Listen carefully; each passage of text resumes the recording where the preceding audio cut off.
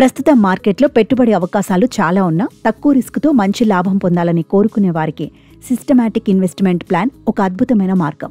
ముఖ్యంగా దీర్ఘకాలంలో మనల్ని ధనవంతులుగా మార్చే శక్తి ఈ ఎస్ఐపికి ఉంది.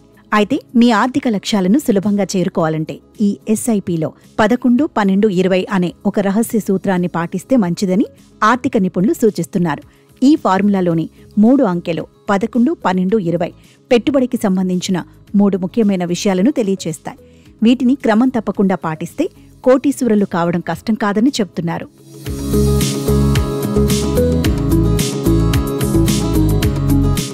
ఈ 11-12-20 సూత్రంలో కీలక అంశాలున్నాయి.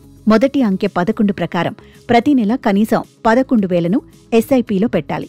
అంతేకాక ద్రవ్యోల్బణాన్ని అధిగమించడానికి ఈ పెట్టుబడి మొత్తాన్ని ప్రతి సంవత్సరం 11% చొప్పున పెంచుకుంటూ పోవాలి.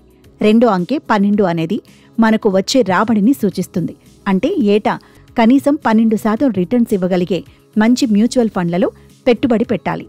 ఈక్విటీ మ్యూచువల్ ఫండ్లో దీర్ఘకాలంలో ఈ లక్ష్యాన్ని చేరుకునే అవకాశం ఉంది.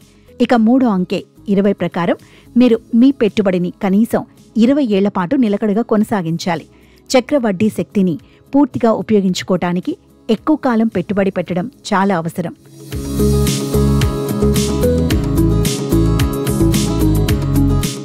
ఈ సూత్రాన్ని పాటిస్తే ₹1,00,00,000 నిధిని ఎలా చేరుకోవచ్చో ఒక ఉదాహరణతో అర్థం చేసుకోవచ్చు. మీరు ప్రతి నెల 11,000 చొప్పున పెట్టుబడి పెడుతూ సంవత్సరానికి 12% రాబడిని అంచనా వేస్తే 20 ఏళ్లలో మీరు చాలా సులభంగా ₹1,00,00,000 కంటే ఎక్కువ సంపాదించవచ్చు. 20 ఏళ్లలో మీరు పెట్టే మొత్తం పెట్టుబడి దాదాపు 26.4 లక్షలు కాగా చక్రవడ్డీ రూపంలోనే సుమారు 83.50 లక్షల సంపద పెరుగుతుంది. దీని ద్వారా మీ మొత్తం నిధి ₹1,00,00,000 దాటుతుంది.